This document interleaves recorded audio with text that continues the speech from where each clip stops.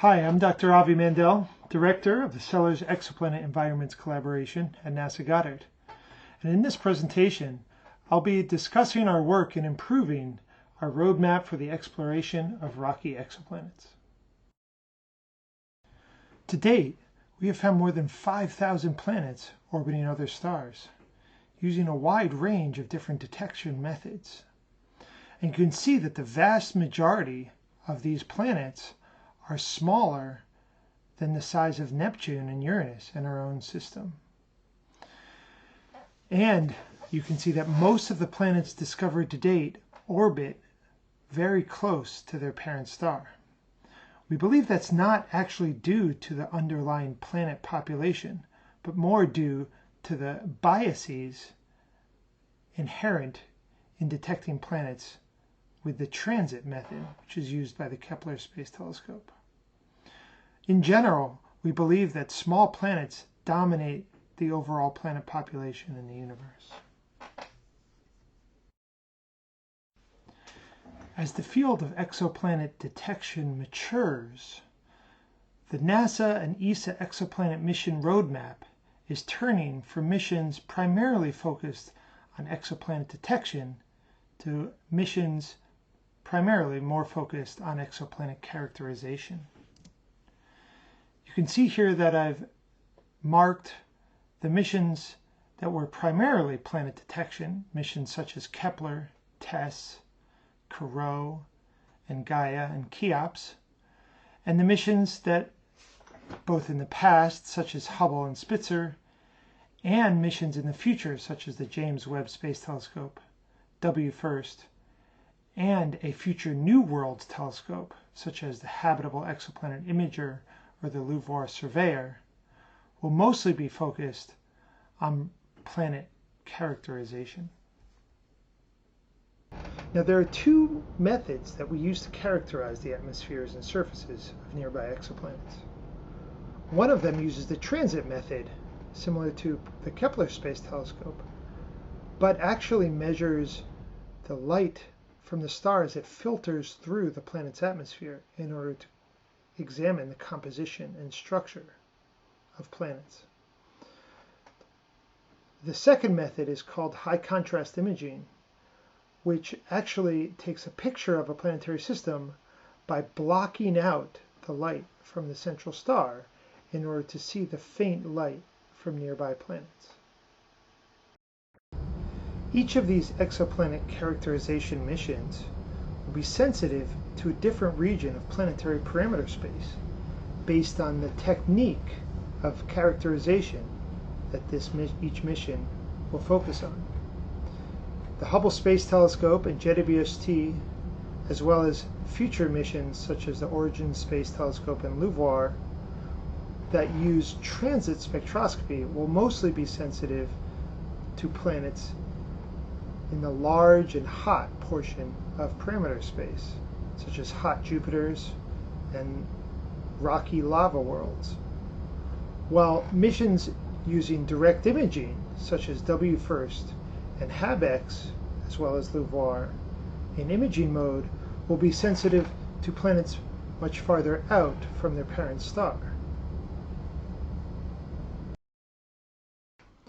Today, we are already using the Hubble Space Telescope and the now decommissioned Spitzer Space Telescope to produce a composite spectrum of hot and warm exoplanets from the near infrared out to 5 microns.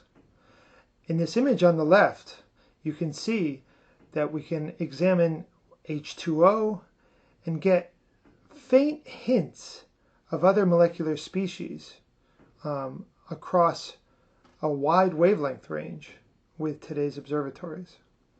However, if you look at the simulated data on the right, you can see that the James Webb Space Telescope will give us a much more complete and high signal-to-noise picture of the composition and structure of hot and warm exoplanets, and will allow us to do a much more complete and detailed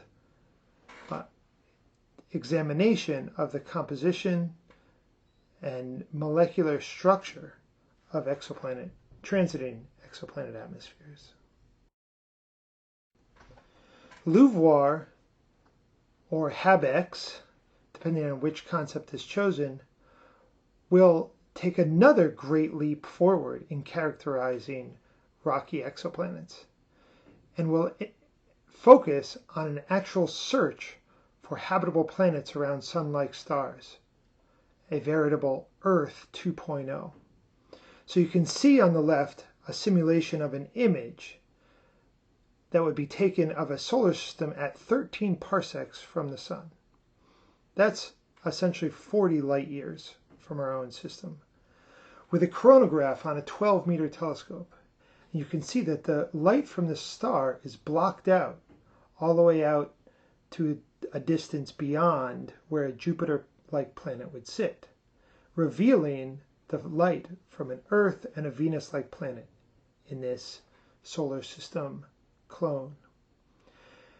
At the same time, we would be able to take spectra of these planets, and you can see on the right the spectrum of an Earth-like planet, all the way from 0.4 microns out to 2.4 microns, revealing absorption from oxygen, water vapor, methane, and other molecules that can help us learn about the atmospheres, surface, and potential biology on these planets. So how can we best prepare for the future characterization of rocky planets around nearby stars? Well, we can leverage our knowledge of our own planetary system, our own star, Earth, and the other planets in our solar system in order to prepare for and eventually decipher what these future observatories will reveal. For example, we can use one-dimensional and three-dimensional atmospheric models based off of the planets in our own solar system to produce simulated observations of both transiting planets and the spectroscopy of transiting planets, as well as spectroscopy of directly imaged planets. You can see that by using global climate circulation models that provide atmospheric and surface data as a function of latitude and longitude and time, we can actually then simulate both primary transits along the terminator of a planet, as well as a full hemispheric simulation. We've been able to model transit spectroscopy for a wide range of different planetary atmospheres, from ocean-covered models of early Mars to models of land-covered planets with a modern Earth atmosphere, showing very different temperatures from the day to the night side, resulting in very different spectra with different abundances of CO2 and CH4 present in.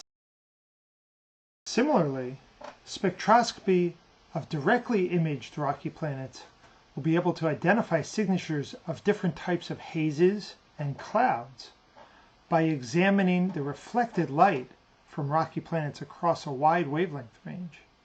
You can see in this figure on the right that a thick haze will have a very reddish color, dropping off in reflectance to blue wavelengths at short wavelengths, while a planet without haze will show a strong slope at short wavelengths due to Rayleigh scattering. These planets will easily be distinguished with a mission such as LUVOIR or HabEx.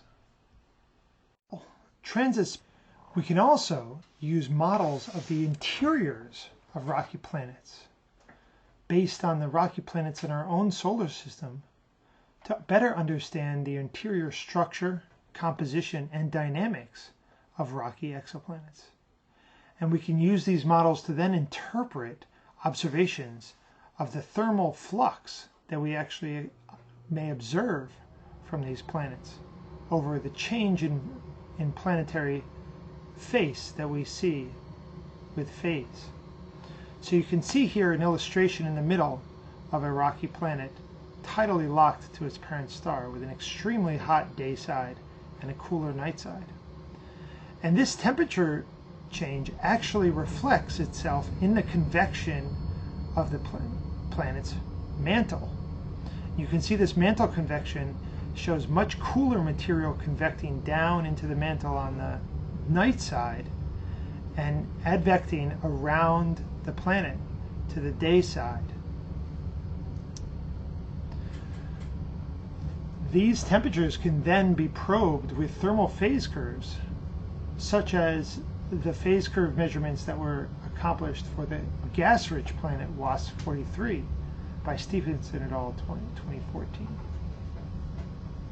Each of these efforts to better understand the characterization of rocky planets, their atmospheres, interiors, and surfaces, will both not only help our ability to understand these mysterious worlds, but will actually help us better understand our own planet and the planets in our own solar system.